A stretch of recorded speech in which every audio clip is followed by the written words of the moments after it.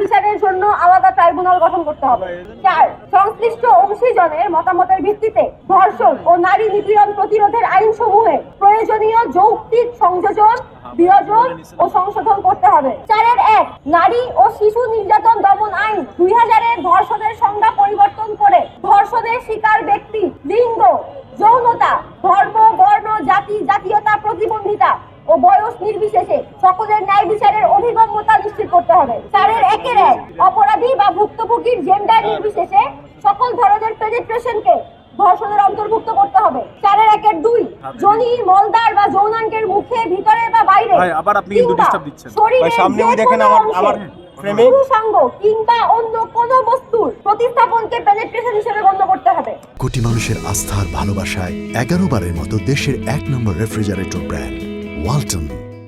4-2, ধর্ষণের ক্ষেত্রে প্রয়োজনীয় সাজা প্রদান নির্দেশিকা প্রণয়ন করা, যা অভিযুক্ত এবং ভুক্তভোগীর শারীরিক, মানসিক অবস্থা এবং সম্ভাব্য পরিস্থিতি বিবেচনা করে শাস্তির আনুপাতিকতা নিশ্চিত করবে।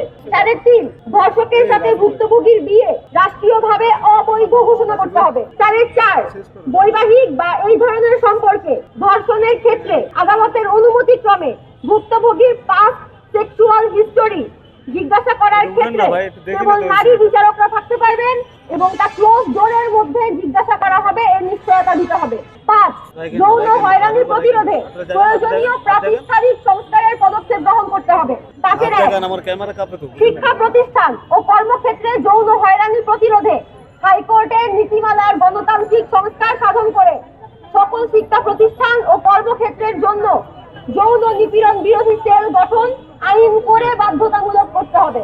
5-2-1, প্রতিষ্ঠানের অংশীজনদের প্রতিনিধিত্ব নিশ্চিত করে সেলের গঠন প্রক্রিয়া আইনে বিবৃত করতে হবে।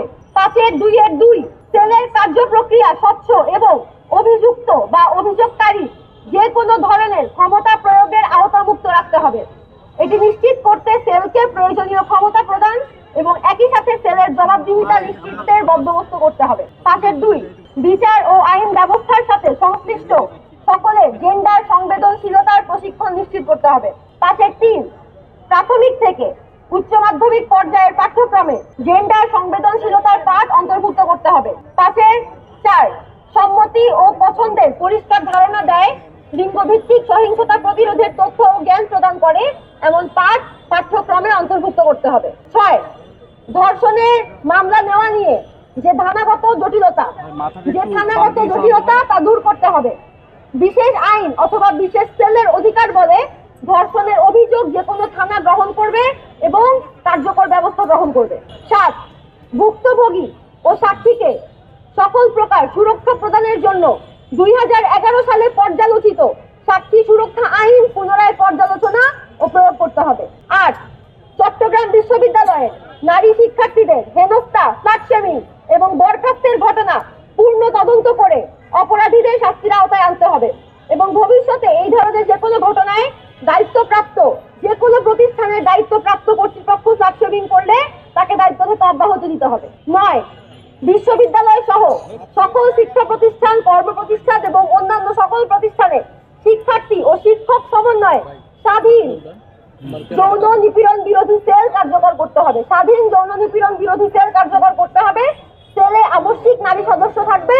অপরাধ প্রমাণ সাপেক্ষে দোষীকে শাস্তি দেওয়ার ক্ষমতা উক্ত সেলকে দিতে হবে। এই 9টি দাবি আজকে আমরা আমাদের গণপদযাত্রার যে কর্মসূচি ছিল, যেখানে পুলিশ ন্যাক্কারজনকভাবে বাধা দিয়েছে, সেখান থেকে এই 9টি দাবি আমরা ঘোষণা করছি এবং উপস্থিত সকলের কাছে অনুরোধ থাকবে আপনারা আমাদের এই 9টি দাবি সবখানে পৌঁছে দিবেন।